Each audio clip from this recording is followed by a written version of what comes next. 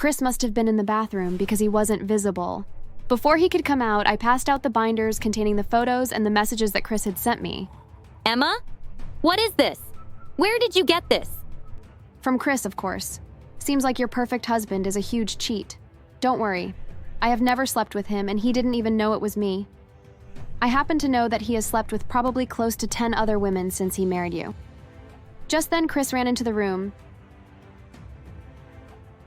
He was completely naked and was very surprised when he saw us. My mother passed out when she saw Chris's naked body, and as she fell, she hit her head off of a table. Ava screeched and charged at Chris, and started punching and kicking him. Since he was naked, he couldn't really defend himself very well. My father fell to his knees and started crying uncontrollably, and so I left. I had caused quite a bit of chaos and damage.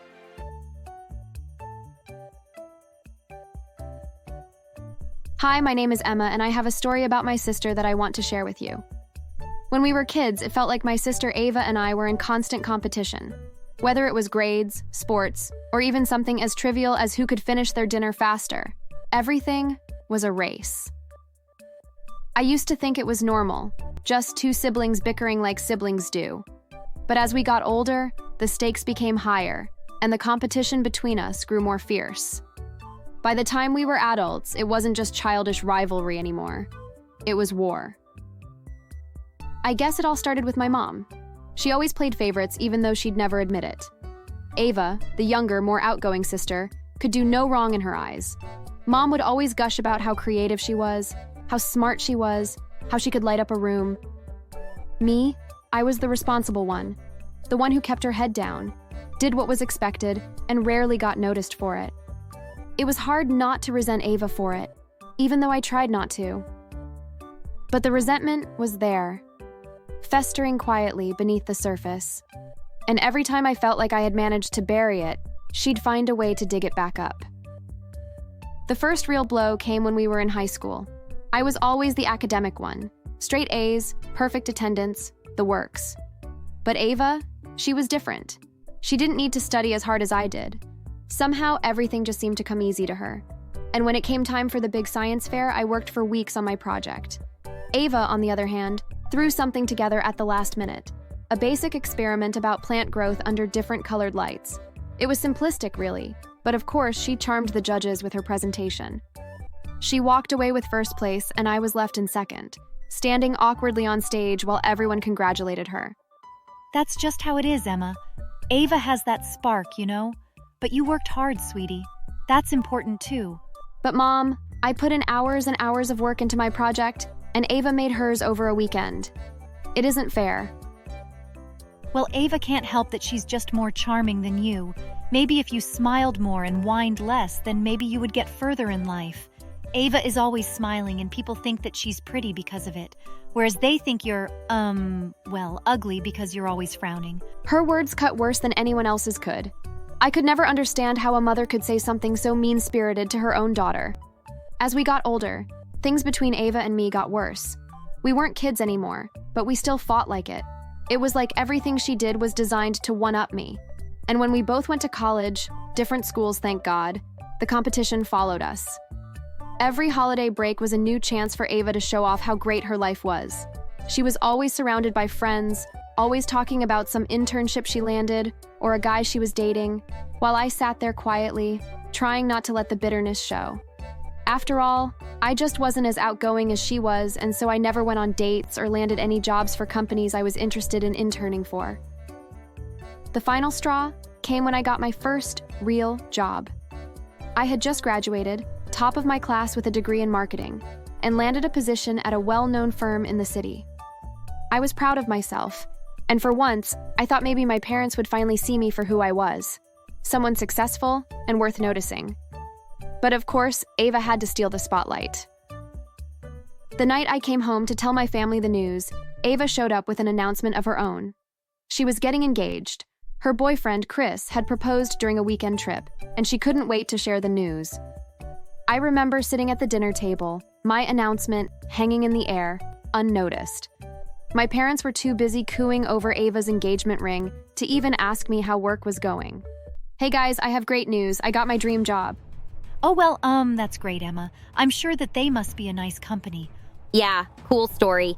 At any rate, Mom, Dad, look what Chris gave me. Oh my God. Look at the size of the diamond on that ring. Does this mean you two got engaged? Yes. Oh, Mom, it was so magical. Oh, congratulations, Ava. So, Mom, when can we go dress shopping? Isn't it great when good things happen to good people? Yes and yes. Oh, Ava, we are so proud of you. We should celebrate. Yeah, since we both have such good news, we really should celebrate. Both have good news? What good news did you have to share? My new job? Oh, Emma, that really isn't that important at all. Hey, Mom, we should totally go to New York for my dress. Yes, of course. And I don't care how much it costs. We need to find you the perfect dress. I wanted to scream. I had amazing news and no one in my family cared at all. I mean, I know that it's a big deal that Ava was engaged, but for my good news to go completely unnoticed was a slap in the face. The wedding planning consumed the next few months of our lives. It didn't matter that I had started a new job or that I was finally finding my own path. The only thing that mattered to my parents was Ava's wedding. They asked me to be her maid of honor, and I agreed out of obligation. After all, I was her sister, and sisters are supposed to be there for each other, right? But Ava didn't make it easy. Every decision, every tiny detail was a chance for her to show off, to prove that she was the star of the family. She nitpicked everything I did as her maid of honor, from the dress I chose to the way I organized her bachelorette party. By the time the wedding day rolled around, I was exhausted, mentally, emotionally, and physically. I had spent months being her unpaid personal assistant, all while juggling my own life and job. But I told myself it would be over soon. One more day, and then I could go back to being invisible. But Ava wasn't done. At the reception, she took things too far. I had written something for my speech that I felt was incredibly heartfelt, something that spoke to our bond as sisters, despite everything. I stood up in front of the crowd, holding my champagne glass, and began to speak. But halfway through, Ava interrupted me. Emma, you're being too serious. Come on, lighten up. It's a wedding, not a funeral. The crowd chuckled awkwardly, and I stood there, stunned, my face burning with embarrassment. She had just humiliated me in front of everyone, including our family and friends. I felt like I had been punched in the gut. I tried to continue, but my voice cracked, and I ended up cutting the speech short. As I sat back down, I caught Ava's smug expression from across the table. She knew exactly what she was doing. That was the moment I realized something had to change. After the wedding, I avoided Ava as much as possible. I threw myself into my work, staying late at the office and declining family invitations. But Ava wasn't content to leave things alone. She kept calling, texting, trying to draw me back into her orbit. She wanted to keep the rivalry going, to make sure I stayed in my place. And when I didn't respond, she found another way to get to me. One night, after ignoring her texts for days, I came home to find a letter waiting for me. It wasn't from Ava, it was from my parents. In it, they told me that Ava had confided in them that I was pulling away, that I was being distant and cold. They said they were worried about me, that I seemed jealous of my sister's happiness, and that I should reach out to her, apologize, and make amends. I couldn't believe it. Ava had once again turned my own parents against me, playing the victim. I was furious. How could they not see what she was doing? How could they fall for it? That's when I decided enough was enough. If Ava wanted to push me out of the family, fine. I was done trying to compete with her. But I wasn't going to leave quietly. I wanted her to feel the sting of defeat for once. I then began to try to find ways of making her life miserable, and it didn't take long. One of my coworkers asked me about Chris. Apparently, she saw his profile on a dating site that she used, and when I checked, sure enough, it was true. So then, I created a fake profile, and using it, I started to flirt with him. It didn't take long for him to start sending me photos of himself naked and begging me to sleep with him. I made copies of everything and put them in binders. I played it really cagey with him, but eventually I told him to meet me at a hotel and to wait inside the room naked. And I then told my parents and Ava that I had a massive surprise for them. Of course, it would take something amazing for them to believe me and actually want to come, and so I told them that I had won the lottery, and to celebrate, I had rented a room at the hotel. In order to sweeten the deal, I told them that I wanted to give them some of my winnings, but that they needed to come to the hotel to get their share. They were skeptical, but also greedy, and so they showed up. Emma, we're here. Please tell me this wasn't some very pathetic attempt to get attention. Nope. I can promise you that this was a legit amazing surprise. Come inside my room. I know you'll all be blown away. I then opened the door to the room. Chris must have been in the bathroom because he wasn't visible. Before he could come out, I passed out the binders containing the photos and the messages that Chris had sent me. Emma? What is this? Where did you get this? From Chris, of course. Seems like your perfect husband is a huge cheat. Don't worry.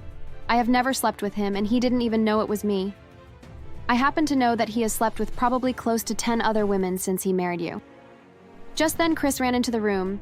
He was completely naked and was very surprised when he saw us. My mother passed out when she saw Chris's naked body, and as she fell, she hit her head off of a table. Ava screeched and charged at Chris, and started punching and kicking him. Since he was naked, he couldn't really defend himself very well. My father fell to his knees and started crying uncontrollably, and so I left. I had caused quite a bit of chaos and damage.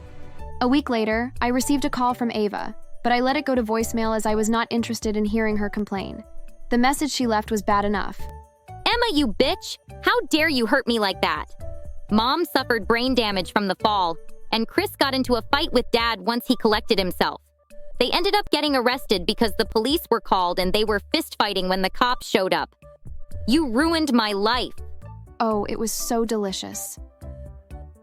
I later found out that Chris confessed that he had been cheating on Ava, but only because he had discovered that she had been cheating on him as well. I had no idea about that, but finding out that they were equally awful to one another was amazing. They ended up getting a divorce, and because Ava made more money than Chris, she ended up having to pay him alimony. My dad ended up having to take care of my mother, because the brain damage that she suffered caused her to have balance issues, and she would randomly lose her footing and fall down. Knowing that my family had suffered so immensely from my little trap felt quite fitting. Of course, my parents and sister kept calling, trying to give me crap for what I had done, but I didn't care. After that, I went no contact with them and completely cut them out of my life. It was the best thing I could have ever done.